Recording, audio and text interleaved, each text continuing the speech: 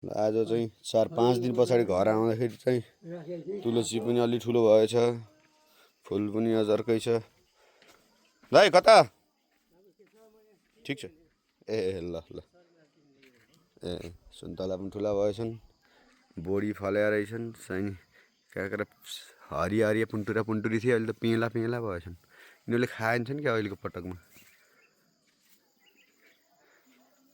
बोडी पनि फल्या रहेछ है, सुन्तला ठुला भएछन्, खुर्सानी ठुल्ठुलै भएछन्।